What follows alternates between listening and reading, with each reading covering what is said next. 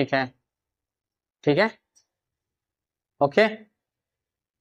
तो मेरे प्यारे स्टूडेंट, आज हम लोग यूनिट डायमेंशन का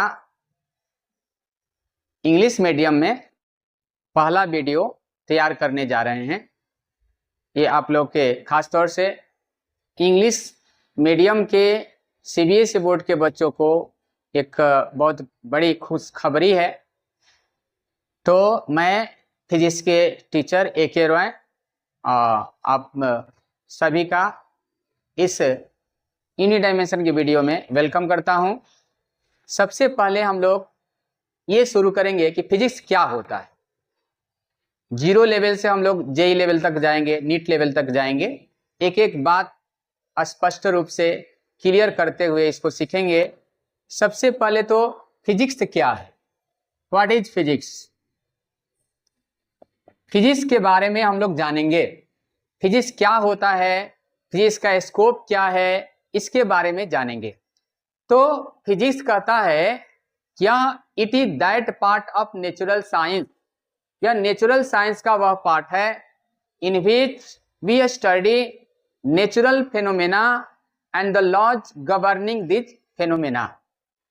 यह नेचुरल साइंस का वह पार्ट है जिसमें हम नेचुरल फेनोमेना और उस फेनोमेना को डिस्क्राइब करने वाले लॉ का स्टडी करते हैं। नेचुरल फेनोमेना क्या है, जैसे सेब का नीचे गिरना, आम का नीचे गिरना, किसी भी वस्तु को, जैसे पेन हम लिए हैं, इसको ड्रॉप छोड़ देते हैं तो नीचे गिर जाता है।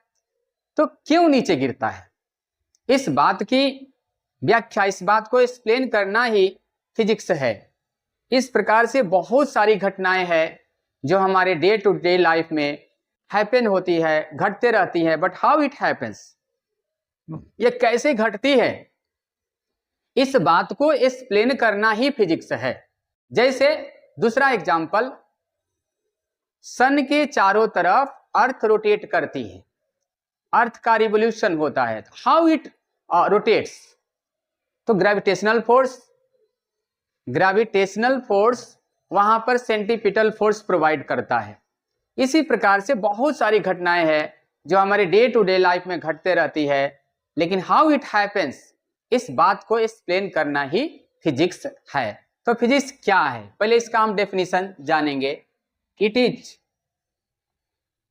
दैट ब्रांच ऑफ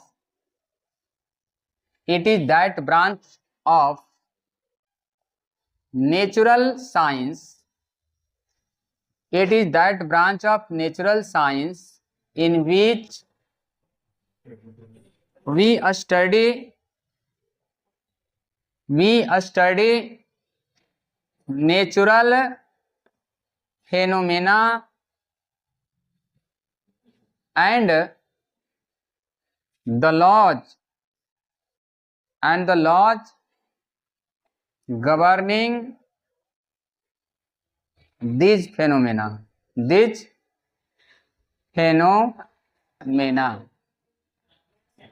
यह it is that branch of natural science, यह नेचुरल साइंस का वह ब्रांच है इन विच, जिसमें वी स्टडी नेचुरल फेनोमेना, हम नेचुरल फेनोमेना का स्टडी करते हैं, and the laws governing this phenomena, और इन घटनाओं को, इन फेनोमेना को कंट्रोल करने वाले लॉ का स्टडी करते हैं। जैसे easy an apple falls which is explained by an apple falls, which is explained by laws of gravitation।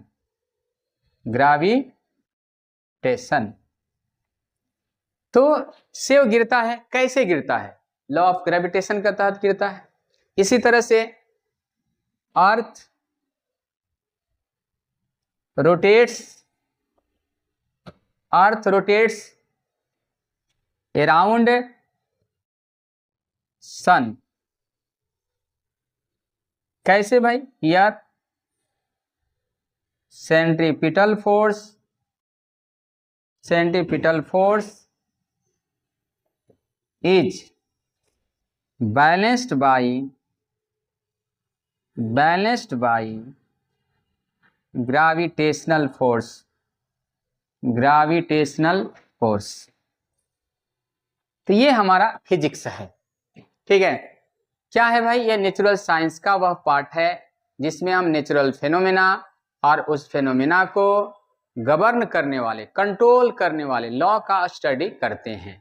जैसे सेव का नीचे गिरना एक नेचुरल फेनोमेना है, लेकिन कैसे गिरता है? तो लॉ ऑफ ग्रेविटेशन के तहत। इस पर न्यूटन साहब ने बहुत सारे एक्सपेरिमेंट किए। एक्सपेरिमेंट करने के बाद उन्होंने बताया कि पूरे यूनिवर्स में जब दो बॉडी को एक दूसरे से सर्टेन डिस्टेंस पर रखा जाता है तो एक अट्रैक्टिव फोर्स लगता है। वह फोर्स मास के प्रोडक्ट के डायरेक्टली प्रोपोर्शनल होता है और उसके बीच के डिस्टेंस के स्क्वायर के इनवर्सली प्रोपोर्शनल होता है। तो इस तरह से लॉ ऑफ ग्रेविटेशन के तहत नीचे गिरता है। उसी तरह से अर्थ सन के चारों तरफ रोटेट करता है, लेकिन कैसे करता है? तो वहां ग्रेविटेशनल फोर्स सेंट्रीपिटल फोर्स को बैलेंस करता है। इस तरह से बहुत सारी घटनाएं हैं जो हमारे डे टू डे लाइफ में घटित होती है। बट हाउ इट हैपेंस, इस चीज को एक्सप्लेन करना ही फिजिक्स है। इसके बाद थोड़ा सा हम फोकस करेंगे फिजिक्स के स्कोप पर। फिजिक्स का स्कोप क्या है? तो फिजिक्स का जो स्कोप है बहुत ब्रॉड है। फिजिक्स जो है एनर्जी का भी स्टडी है। जितना एनर्जी से रिलेटेड सिस्टम है सब फिजिक्स का पार्ट है। एक नीडल से लेकर के एरोप्लेन तक ये फिजिक्स का ही पार्ट है। हम बात करते हैं किसी से कम्युनिकेशन सिस्टम, इंडिया में बैठे बैठे ऑस्ट्रेलिया में, अमेरिका में आपका फ्रेंड है, उससे आप बात कर सकते हैं। तो ये क्या है? ये फिजिक्स है। हम पहले ऑन फुट पैदल चलते थे, जहां महीनों लग जाता था, सालों लग जाता था। With the help of physics हम एरोप्लेन के माध्यम से तुरंत पहुंच जाते हैं। तो ये फिजिक्स ही तो है। इसके बाद हम घर बैठे टीवी पर सब चीज देख रहे हैं, फिजिक्स ही है। मेडिकल साइंस की बात कर लेते हैं, अल्ट्रासाउंड, एक्सरे, कौन सा डिजीज है डायग्नोसिस में, तो ये फिजिक्स के माध्यम से हम देख लेते हैं। उसके बाद कहीं भी डेकोरेशन, सिविलाइजेशन, डेवलपमेंट, रोड का कंस्ट्रक्शन, कोई कंपनी चल रही है, इंडस्ट्री चल रही है, तो वहां पर जो भी एनर्जी प्रोवाइड होता है with the help of physics provide होता है। तो इस तरह से हम देखते हैं कि फिजिक्स का स्कोप जो है बहुत ब्रॉड है, बहुत वास्ट है। ये फिजिक्स का स्कोप हो गया। इसके बाद हम देखेंगे कि फिजिकल क्वांटिटीज क्या है। हर किसी सब्जेक्ट को पढ़ते हैं तो उस सब्जेक्ट से रिलेटेड क्वांटिटीज होता है। जैसे हम इकोनॉमिक्स पढ़ रहे हैं तो इकोनॉमिक्स से रिलेटेड क्वांटिटीज होता है। कॉमर्स पढ़ते हैं तो उससे रिलेटेड क्वांटिटीज होता है। मैथ पढ़ते हैं तो उससे रिलेटेड क्वांटिटीज होता है। केमिस्ट्री पढ़ते हैं तो उससे रिलेटेड क्वांटिटीज होता है। उसी तरह से फिजिक्स से रिलेटेड भी फिजिकल क्वांटिटीज होता है। तो फिजिकल क्वांटिटीज क्या है?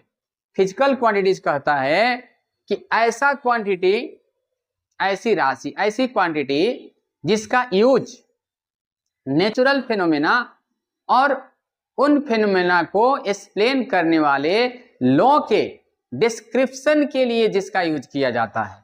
यानी ऐसा क्वांटिटी जिसका यूज नेचुरल फेनोमेना और लॉ को डिस्क्राइब करने के लिए किया जाता है, उसे हम फिजिकल क्वांटिटीज कहते हैं। फिजिकल क्वांटिटीज क्या है भाई?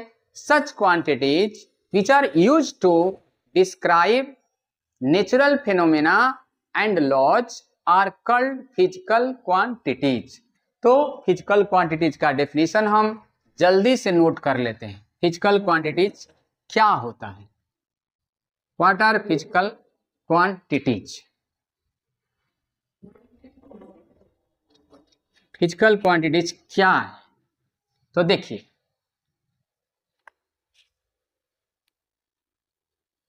Physical quantities cover one. Physical quantities, physical quantities,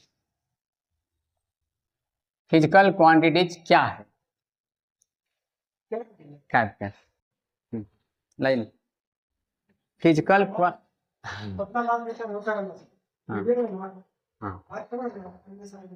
indicate ठीक रहता है, होना चाहिए। ठीक, तो हाँ, फिजिकल क्वांटिटीज क्या है? तो फिजिकल क्वांटिटीज कहता है such quantities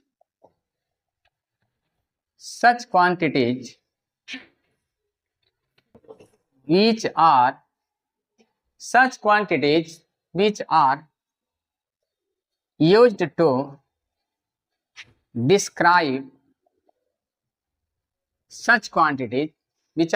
to describe natural phenomena and laws are called physical quantities।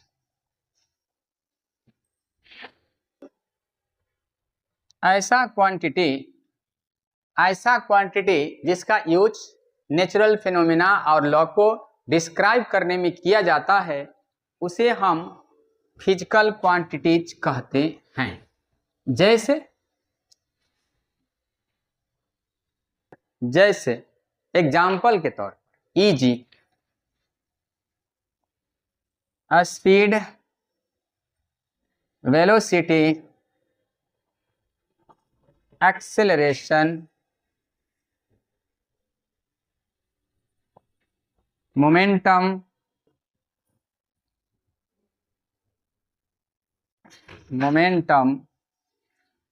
Mass, length, ETC, ये सब क्या है? ये सब फिजिकल क्वांटिटीज है। ठीक है, स्पीड हो गया, वेलोसिटी हो गया, एक्सेलरेशन, मोमेंटम, मास, लेंथ, ये सब फिजिकल क्वांटिटीज है। ठीक है, तो फिजिकल क्वांटिटीज क्या है? ऐसी क्वांटिटी जिसका यूज नेचुरल फिनोमेना और उस फिनोमेना को डिस्क्राइब करने वाले लॉ का स्टडी करते हैं। इसके बाद हम देखेंगे यूनिट क्या होता है। कोई भी फिजिकल क्वांटिटीज है तो उसका कुछ ना कुछ यूनिट होता है। आप किसी भी शॉपकीपर के पास जाते हो, उस शॉपकीपर से बात करते हो, बोलते हो कि चीनी दे दो, गिव मी शुगर। क्या शुगर देगा? नहीं देगा। आप उससे बोलते हो आटा दे दो, फ्लोर, गिव मी फ्लोर, देगा? नहीं देगा। क्यों? बोलना पड़ेगा कितना KG, how many KG of sugar, 2 kg, 4 kg, तो केजी क्या हो गया? यूनिट हो गया। इसी तरह आप किसी कपड़े के दुकान पर जाते हैं, क्लोथ्स और शॉप्स पर जाते हैं, उससे बोलते हैं कि हमको कपड़ा दो, क्लोथ, गिव मी क्लोथ, पूछेगा कितना मीटर, तो मीटर क्या हो गया भाई? यूनिट हो गया। तो व्हाट इज यूनिट? प्रश्न ये उठता है, question arises here, what is unit? Unit क्या है? तो यूनिट कहता है कि the standard in which a physical quantity is measured, वह स्टैंडर्ड जिसमें किसी फिजिकल क्वांटिटी को मेजर किया जाता है, उसे उसका यूनिट कहते हैं। यूनिट क्या है भाई? The standard in which a physical quantity is measured is called unit of that physical quantity. Unit को हम जान लेते हैं। What is unit? The standard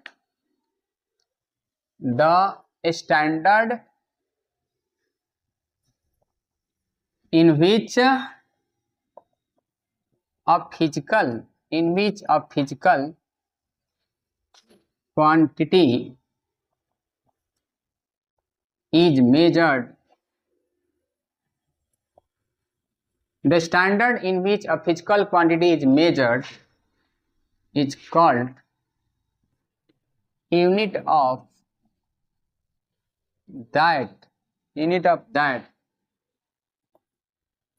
physical quantity. वह स्टैंडर्ड, वह मानक, वह स्टैंडर्ड जिसमें हम किसी फिजिकल क्वांटिटी को मेजर करते हैं, मापते हैं, उसे उसका यूनिट कहा जाता है। आप देखिए, ये यूनिट भी शुरू में बहुत सारे यूनिट था, जैसे पहला सीजीएस, फर्स्ट जो था सीजीएस था, CGS centimetre gram second, centimetre gram second. तो इसमें लेंथ को सेंटीमीटर में मापते हैं, मेजर करते हैं, मास को ग्राम में, टाइम को सेकंड। इसको फ्रांसिस सिस्टम भी कहते हैं, फ्रांसिस सिस्टम। अब देखिए इसमें ड्रॉबैक क्या था और क्यों नहीं स्टैंडर्ड था, हम बताएंगे। स्टैंडर्ड होने के लिए शर्त क्या है, कंडीशन क्या है। इसमें टाइम का सेकंड तो स्टैंडर्ड था, लेकिन मास का ग्राम और लेंथ का सेंटीमीटर स्टैंडर्ड नहीं था, पहली बात। दूसरी बात ये था कि ये केवल फ्रांस तक लिमिटेड था, यानी this unit was a local unit, just केवल लोकली ये फेमस था, केवल फ्रांस तक, एक खास कंट्री तक फेमस था, दूसरे कंट्री में इसका कोई इंपॉर्टेंस नहीं था, इसलिए इसको रिजेक्ट कर दिया गया। क्यों? दो इसका फॉल्ट था। पहला, टाइम का सेकंड स्टैंडर्ड था, लेकिन मास का ग्राम, लेंथ का सेंटीमीटर स्टैंडर्ड नहीं था, पहली बात। दूसरी बात, ये केवल फ्रांस तक लिमिटेड था, इसलिए इसको इंटरनेशनल लेवल पर रिजेक्ट कर दिया गया। सेकंड आया FPS, second FPS, FPS foot pound second, foot pound second. तो फुट पाउंड सेकंड में लेंथ को फुट में, मास को पाउंड में, टाइम को सेकंड में। आप देखिए इसको हम ब्रिटिश सिस्टम भी कहते हैं, ब्रिटिश सिस्टम कहते हैं। अब इसमें समझिए, देखिए इसमें टाइम का सेकंड स्टैंडर्ड था, पहला में भी टाइम का सेकंड स्टैंडर्ड था, दूसरा में भी यानी सीजीएस में भी स्टैंडर्ड था, एफपीएस में भी स्टैंडर्ड है, लेकिन मास का पाउंड और लेंथ का फुट स्टैंडर्ड नहीं था। इसका भी दो फॉल्ट, एक तो केवल ब्रिटेन जो आगे का इंग्लैंड है, इंग्लैंड तक लिमिटेड था, ब्रिटेन तक लिमिटेड था। सेकंड कि टाइम का सेकंड स्टैंडर्ड था, लेकिन मास का पाउंड, लेंथ का फुट स्टैंडर्ड नहीं था, इसलिए इसको इंटरनेशनल लेवल पर रिजेक्ट कर दिया गया, एक्सेप्ट नहीं किया गया। इसके बाद हम देखते हैं थर्ड जो यूनिट है उसको देखते हैं। थर्ड क्या है? थर्ड यूनिट को एमकेएस कहते हैं। थर्ड यूनिट जो है एमकेएस है। तो एमकेएस क्या है भाई, इसको देखते हैं। Third MKS,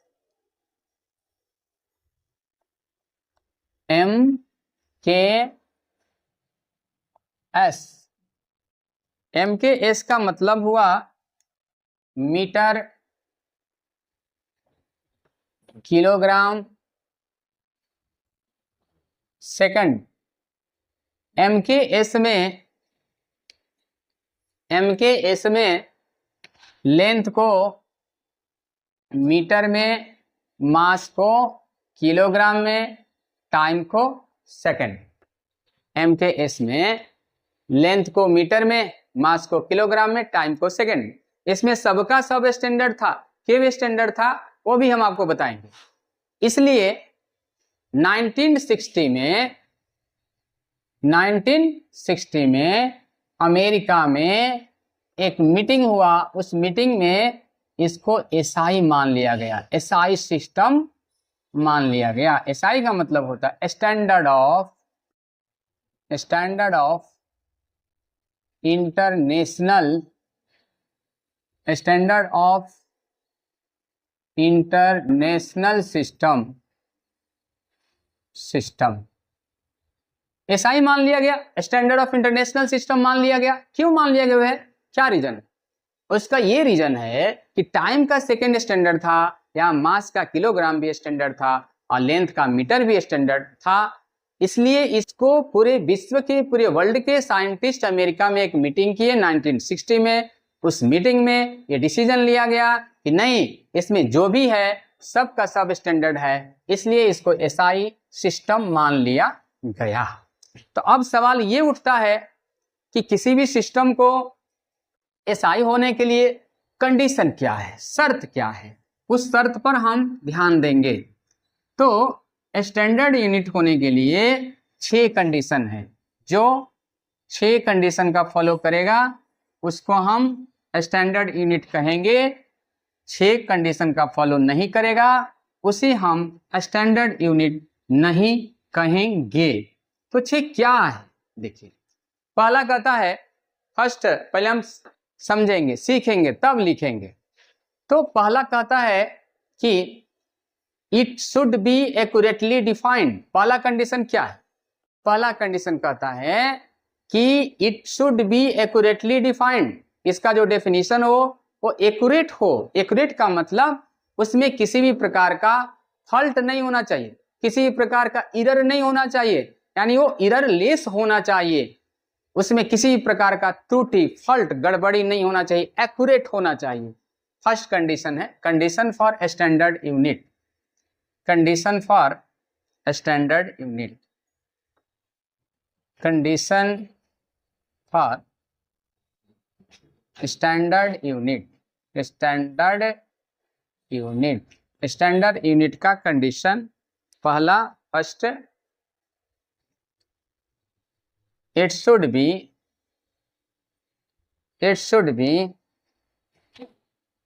accurately defined। ये एक्यूरेटली डिफाइंड हो, इसका जो डेफिनेशन हो वह एक्यूरेट हो, उसमें किसी भी प्रकार का फॉल्ट नहीं होना चाहिए। Second, it should be easily available। ऐसा हो ये आसानी से उपलब्ध हो, इसकी उपलब्धता चारों तरफ हो। ऐसा नहीं हो कि कोई हम यूनिट भूल गए, भुला गया, कहीं खो गया तो फिर मिले नहीं, टेंशन हो, ऐसा नहीं होना चाहिए, आसानी से उपलब्ध हो जाए। Third, it's size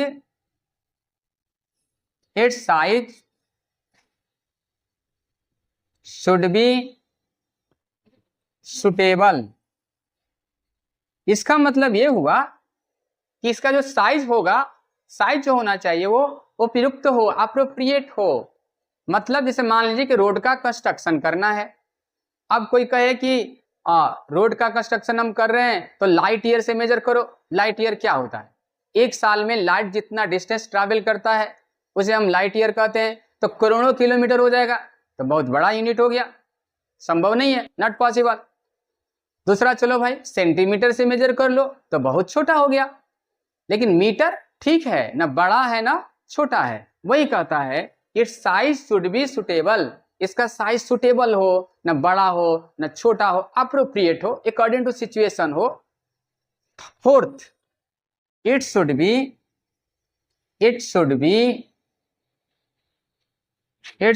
reproducible in laboratory. ऐसा हो कि जिसे हम लैबोरेटरी में फिर से प्रोड्यूस कर सके, फिर से डेवलप कर सके। री का मतलब फिर से होता है, प्रोड्यूस माने उत्पन्न करना, डेवलप करना। उसके बाद fifth number 5, it should not change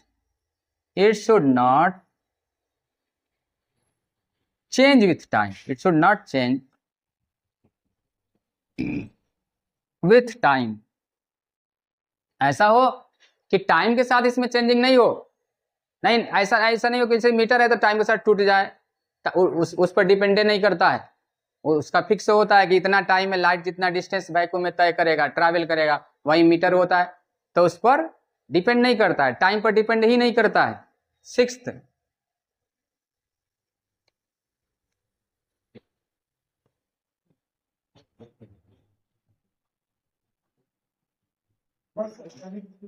हाँ, last point,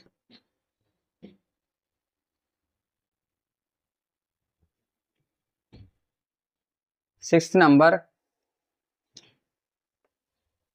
it should not, it has no effect of physical condition, it has no effect of physical condition like temperature, pressure, etc. तो ये 6 condition हो गया। जो 6 condition का follow करेगा उसे हम स्टैंडर्ड कहेंगे। तो जो MKS है ये 6 कंडीशन का फॉलो करता है। आज के लिए इतना ही, और आप लोगों को बहुत बहुत शुभाशीष और थैंक यू। आप लाइव कमेंट कर सकते हैं, कोई सजेशन दे सकते हैं, और अच्छा लगे तो उसे सब्सक्राइब करना मत भूलिएगा। बहुत बहुत धन्यवाद।